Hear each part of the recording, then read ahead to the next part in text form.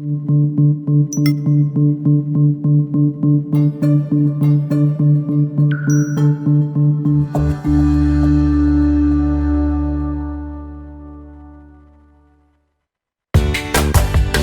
to our podcast, Doing It Right. This podcast reveals authentic stories from successful leaders doing it right.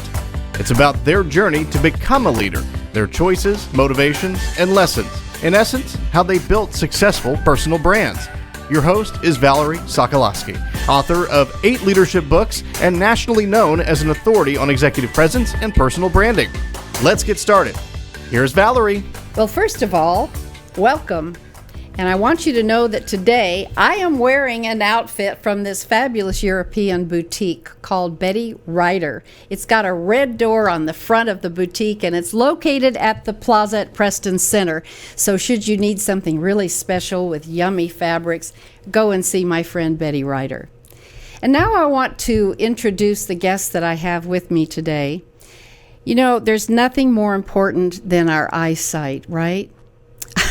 I remember a time that I was having something got in my eye, and I was in the shower, and I couldn't read the shampoo and the conditioner. I put the conditioner on first, and even then I thought, oh my goodness, how blessed to have sight.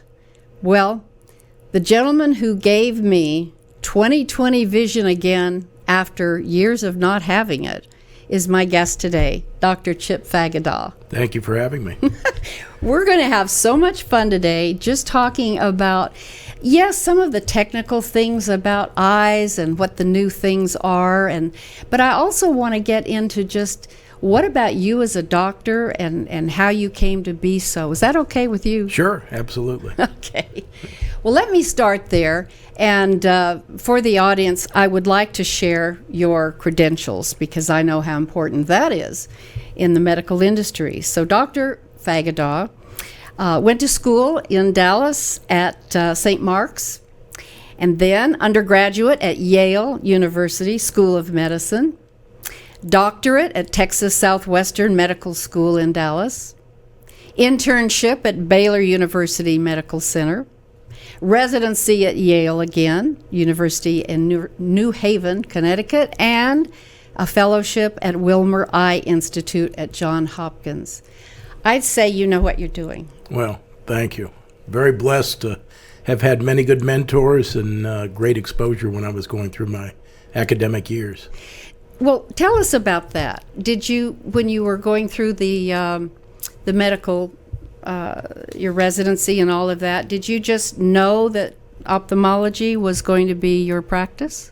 Well, I became interested in ophthalmology when I was in medical school. I didn't really have much exposure to it until my 4th year, when I took a clerkship and worked not only with people at Southwestern Medical School, but also a man named William Harris here in the community, who was a pioneer in implant surgery. And I loved the tangible nature of what was accomplished in ophthalmology. In other words, there was an intervention that was recognizable, easily recognizable for the patient, and it was a quality of life enhancement that was so rewarding to be engaged in that I really, in a sense, changed my mind. I was initially interested in going into internal medicine or a specialty branch of internal medicine. But as of the 4th year, when I was exposed to ophthalmology, I identified that as my passion. And ophthalmology, of course, offers the opportunity to be involved on the medical side with regard to diagnosis and medical treatment, infections, inflammatory problems, glaucoma, but also offers the surgical aspect.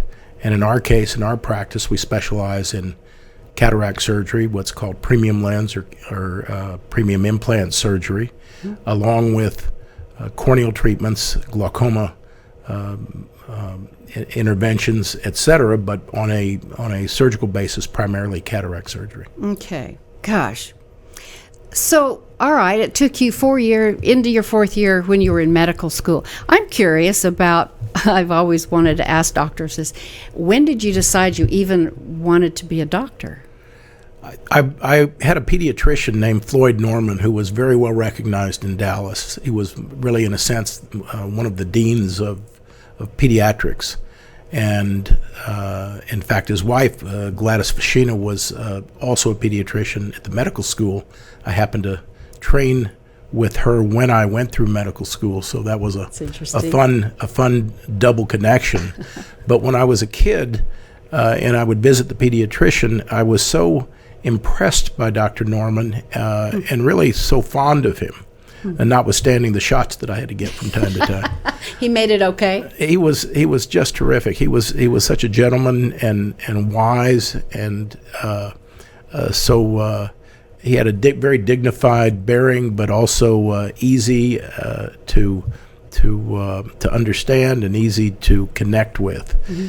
And I think that was the stimulus. That and an exposure I had to my uncle, who lived in another town, but who was an internist mm-hmm. and a family doctor, and he was also very influential in the sense that I admired him, and he was doing great work, it seemed to me, and looked like something that would be of interest to me. Also, frankly, I've always enjoyed science.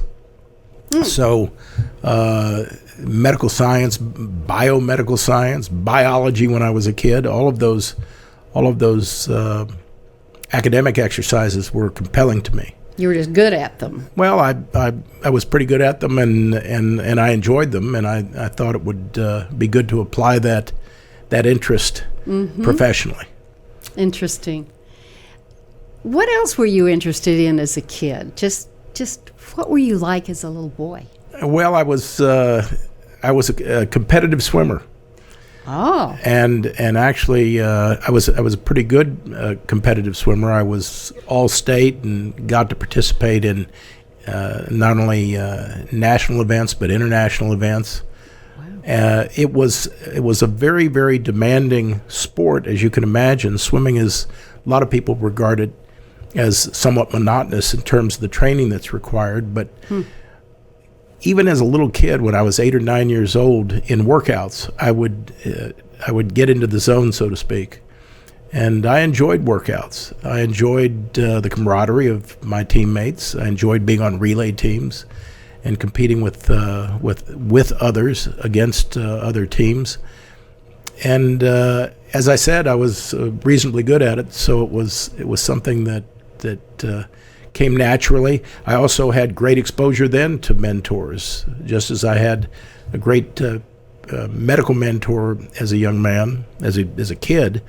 I also had terrific coaches in swimming who I was exposed to and derived great teaching from. You know, mentoring is just such an important thing. Are you doing any of that now? Outside of the practice, I know you mentor every day. Well, I have historically been involved at the medical school. I'm not doing as much of that at this point, but in the past I've been involved in surgical instruction and also some mentoring of younger physicians who come out of their training and are looking to understand what practice is like or what specialty they should choose. Oftentimes, I'll get phone calls from friends or kids from family who are a part of of families that I've been close to over the years who I'll mentor. So it does happen occasionally. Like, help my son understand if he even wants to be a physician, sure, right? Sure. You know, your practice itself, and of course I know this because it's the practice I go to, one of the things that I've noticed, and I'd like you to talk about this, on the show I always try to get people like you to maybe just pass on some things that are lessons that you've learned or things you really believe strongly about, because I just think it's so important today, Dr. Chip, which is what you go by, Dr. Chip Fagadau, to help put the word out there to anyone who is either an emerging leader or an established leader, the importance of really being clear on what they stand for, what is their brand, and what do they demonstrate every day in their work as their brand.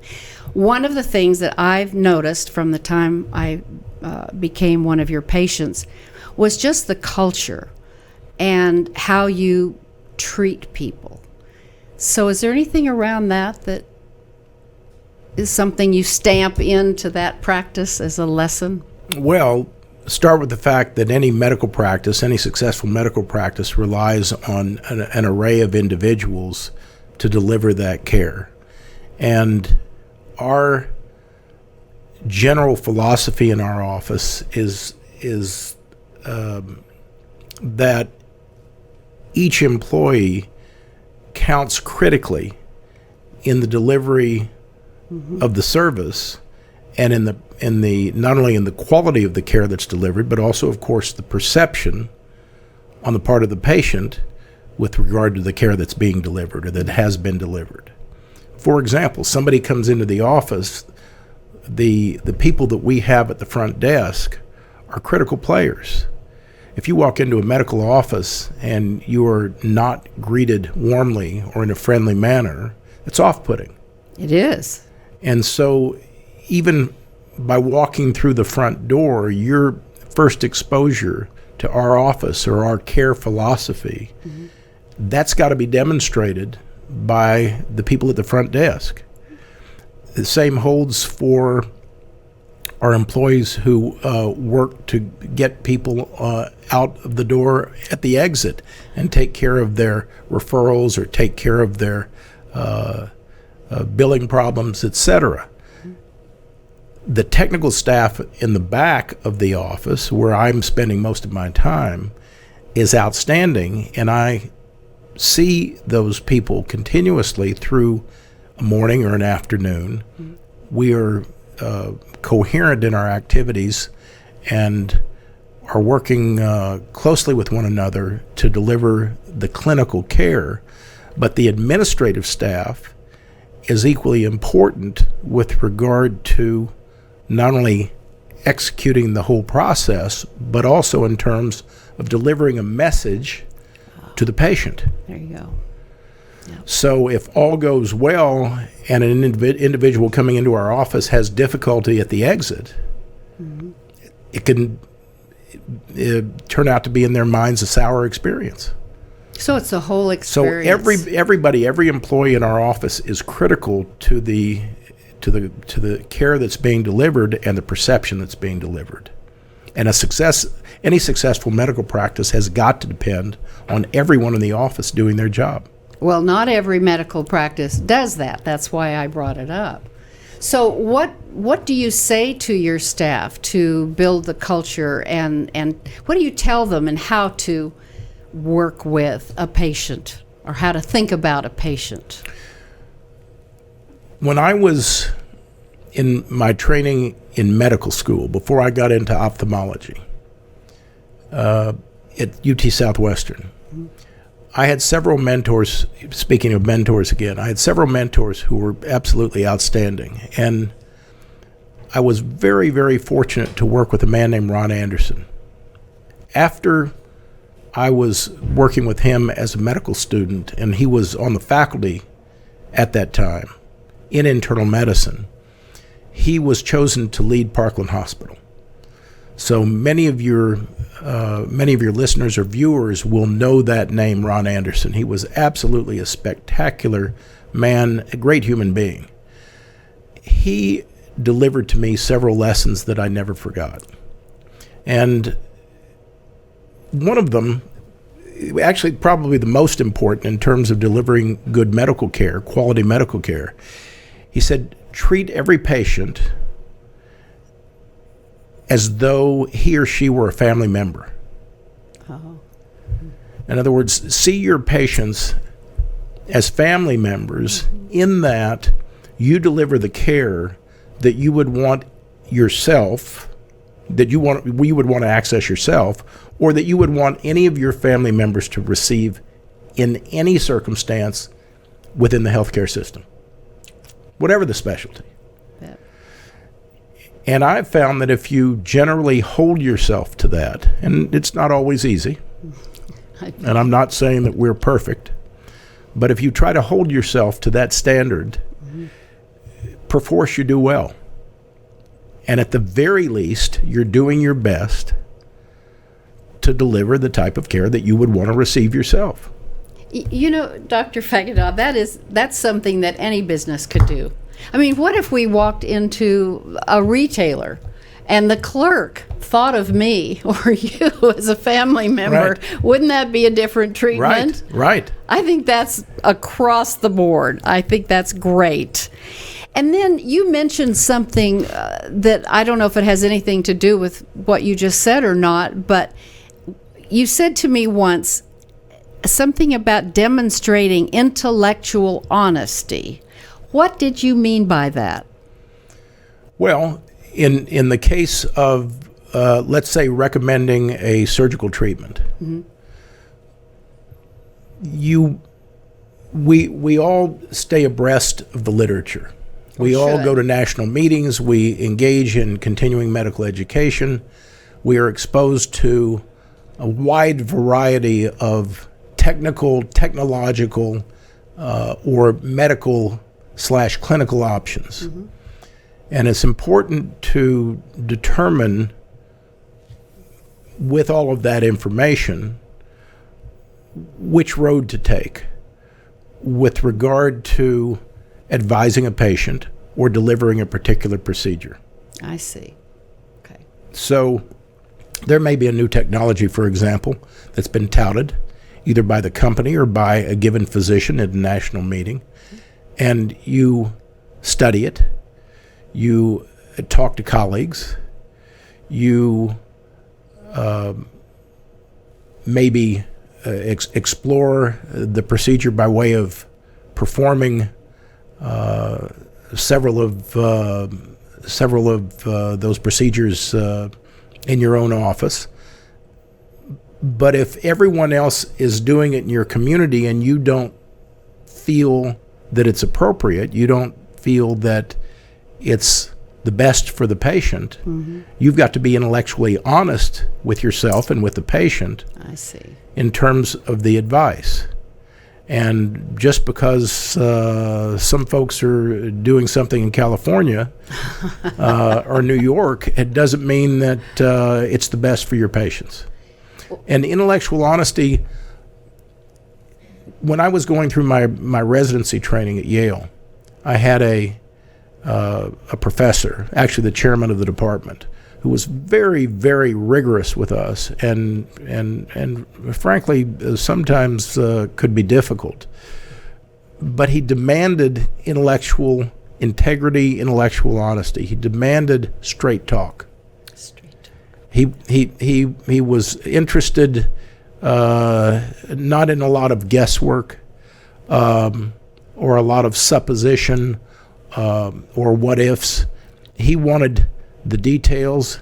He wanted the best accumulated information you could gather, and he wanted an intelligent appraisal and evaluation of that information based on learning, based on study, based on exposure to books, lectures, etc. But the information that we brought to the table needed to be organized, scrutinized, and to the best of our ability, doing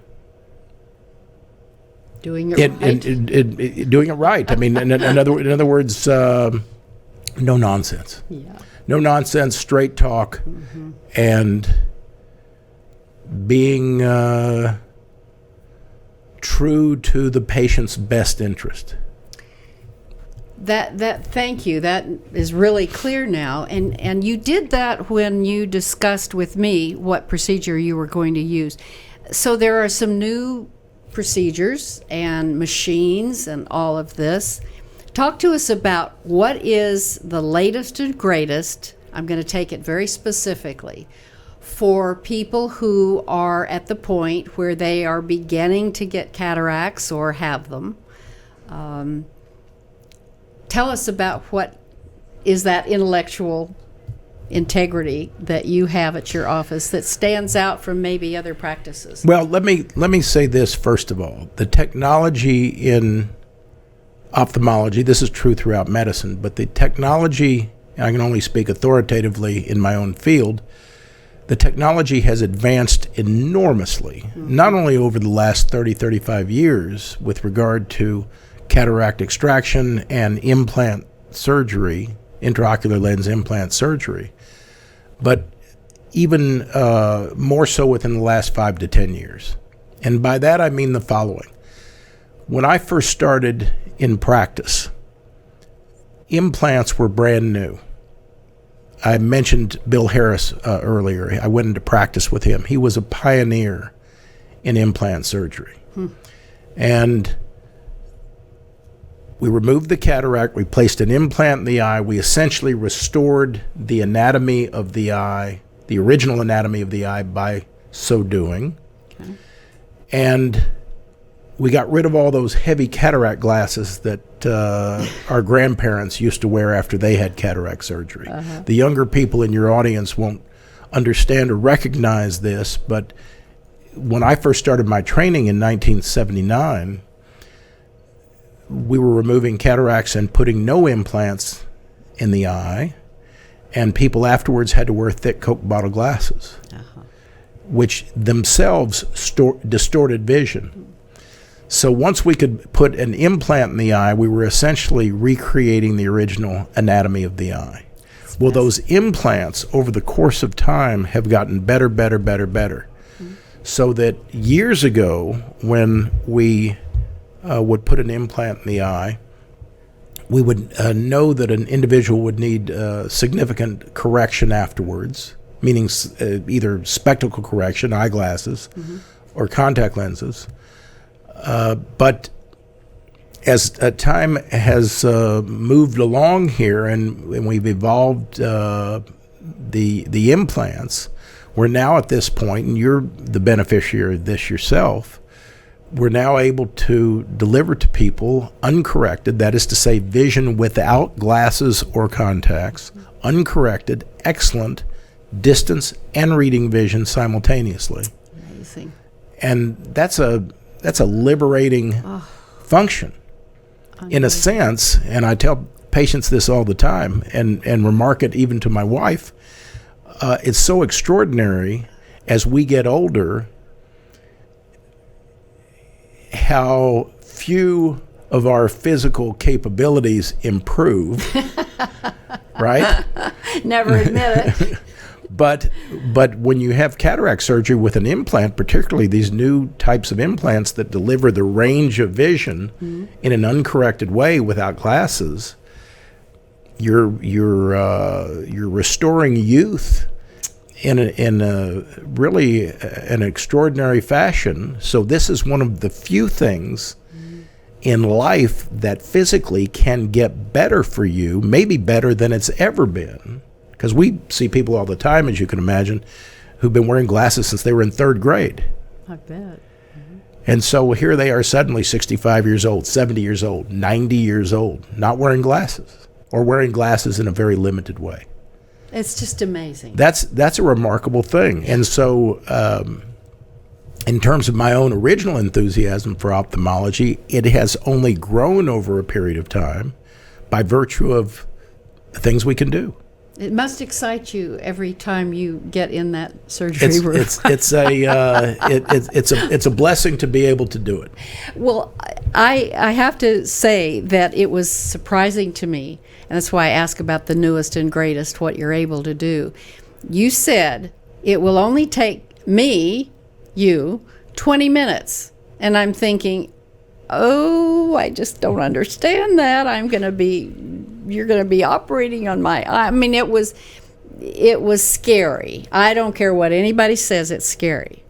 Well, I'm going to say to anybody that's listening, don't be scared, because that's exactly what happened. And then you said, and go home, rest a while, come back after, I think you had me come back that day around 4 hours later. And I thought, come back after I've had somebody cut my, I don't even want to go there what you did. But the exciting thing is technology has come to that point, and I just think it's incredibly, as you said, it must be incredibly gratifying to walk out of surgery and know that the patient, me in this case, is going to come back 4 hours later. And I just wanted to hug you and say thank you, because even then, it's just incredible. Well, so another thing. Let's talk about, again, just culture, any culture. It's important, I don't care what business we're in, to hire the right people. Particularly, are there any tips that you can share about how you know it's a good fit when you're hiring someone? Well, let's start with the simple things. We're looking for people who are smart and people who are nice, right? Hopefully they go together. Generally, in our office, they do. And so you start with that. When you're hiring, if you've got an individual who's had extensive experience, let's say on the clinical side, on the technical side, that's clearly an added plus and can sway a decision. But we have a number of people on our staff who have been trained in our office and who have gone through credentialing in our office, came to us without that know-how, so to speak, without that experience, but were able to learn along the way and deliver great care with us and, frankly, build careers for themselves. And they've been with you a long time. Right. Well, we have many employees who have been with us a long time. And that's the proof of the pudding. Well, we're grateful for that. Well, it goes right along with another thing that you've mentioned that helps build the culture. I'm just all about culture, because wouldn't it be wonderful if every practice in your industry, medical, and every company had the kind of culture that anybody would want to work for? And that's not the case, and I think it's important to always have leaders like you, whatever the industry is, to share how you do that. And one of the things that you also had mentioned before the show was the emphasizing of, to the staff, things like generosity and forgiveness. Talk to us about those kinds of things, the soft skills. Well, the soft skills are critical. I mean, we're looking for people who understand what kindness means. Because oftentimes, well, as you put it, going through cataract surgery is anxiety provoking, right? I mean, nobody is going to any kind of surgical procedure, especially related to their eyes. That sense of sight is so important. No one's going into that without some modicum of fear or anxiety. And it's critical that our staff be understanding of that, and that they have sort of a natural kindness. What does kindness amount to? It seems to me, largely, it comes down to a generous spirit, and a sense of embrace of the patient, a sense of looking after the well-being of the patient, of exerting oneself, going above and beyond in behalf of the patient, but also on the part of the surgeon, forgiving oneself if things don't go perfectly smoothly every minute of the day, or forgiving a staff member for a mistake. But also on the part of the staff, their level of forgiveness, to forgive their colleagues in a circumstance where a mistake has been made or inadequate attention has been applied. An idea of collaboration, that we're all in this together, and that nothing happens effectively, efficiently, or successfully without group effort. And that if somebody lags behind or makes a mistake, that they get a second chance. So there are people who have come to us, the people we've hired, we thought up front that they would be excellent, maybe didn't turn out to have the skills that we anticipated, but we have leadership in our office For example, an office manager who is looking after the idea of improvement and is willing to be patient with people when they exemplify a level of dedication and commitment and a willingness to learn. Mm-hmm. There's a level of patience that we're able to offer to get them to a higher level. And that doesn't work in every circumstance, but it works in most circumstances. And so we have a lot of people in our office who have come to us super talented and super well trained, and we're grateful when that occurs. But we also have folks who have learned within our four walls and who deliver great care, and getting them to that condition hasn't necessarily been a straight line, but we've gotten them to that level nevertheless. So career opportunities once they're there. Career opportunities. We've had a number of people who have moved to other cities, for example, from Dallas, and have taken those skills and been very, very successful elsewhere. Or frankly, gone to other offices where there might have been a better opportunity to rise to a different position based on the learning, the experience, the opportunities they had in our office. So that's got to be. I think that message has to be clearly delivered. In other words, you got to walk the talk. Yes, you do, and it shows if you don't. Right. And I think the final thing I would ask is, how do you have fun at your office? I mean, it's a physician's office. How do you make sure there's pride? We know that. Well, first of all, I think a lot of that has to come from the physicians. We have other excellent physicians in our office. Dr. Hawk and I have been in practice together now for 33 years.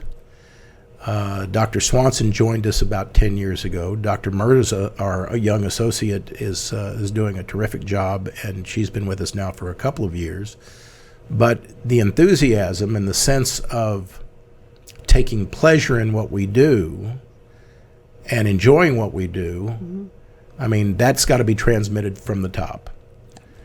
And beyond that, we, get together occasionally for outside of the office bowling parties. We bring in pizza to the office for the staff on a regular basis. I think essentially letting your staff know through your behavior that you are happy to be doing what you're doing. That you're a fun kind of guy. Well, cracking a joke now and then, but frankly, enjoying the ride. And I think that shows. I mean, that shows in any business. You've got to just be human.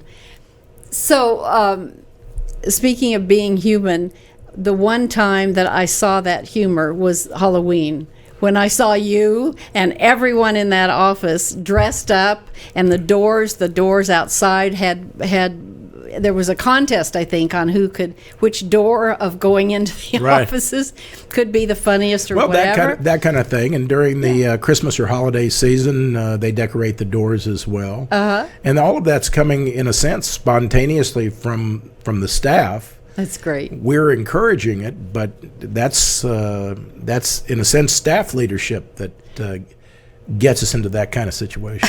Because they want to party. Right. Doctor, if someone is so inclined to seek your practice out, where would they find you?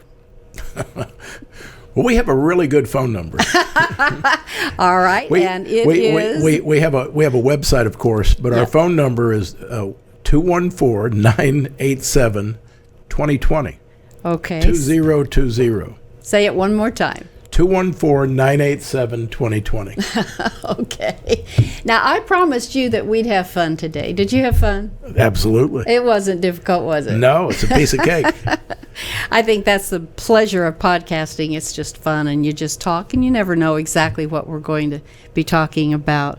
I want to thank you because I know you've got a busy practice, and for you to take the time to come meant a lot. So thank you. Well, this is so much fun for me, and it's delightful to not only have been able to work with you in my office where you were a patient, but you're a wonderful conversationalist, and I appreciate the opportunity to enjoy that as well. Thank you. We might just have to have you back. Thank you. Well, we've talked about a whole lot of things, and I think you will agree with me that the concepts and just the discussion around what any practice or company or firm can do to stay the course in keeping it a place where people will enjoy working. Because if we enjoy getting up in the morning and we have that little flame inside of us that says, "Oh, I've got another day where I can go someplace and know I'm bringing value," that's the number one motivator for anyone who's working anywhere, is to feel valued. So, Dr. Chip, that's the kind of practice you have. Thank you for being on the show. Thank you for having me. All the continued successes. And until next time, just keep in mind, this is the kind of work when we think about what does Valerie and Company do. I'm going to make it simple. I help companies and individuals do it right. It's just that simple. So give me a call too, or email at valerie@valerieandcompany.com. Until next time, stay authentic, be real, and build your brand. Bye for now. Thanks for listening. To receive Valerie's voice, free monthly leadership tips, and to learn more about her leadership programs and coaching, visit her website, valerieandcompany.com. Next week, we'll be here again to inspire, engage, and equip you with teachable points of view from successful leaders who have been doing it right. Until then, lead authentically.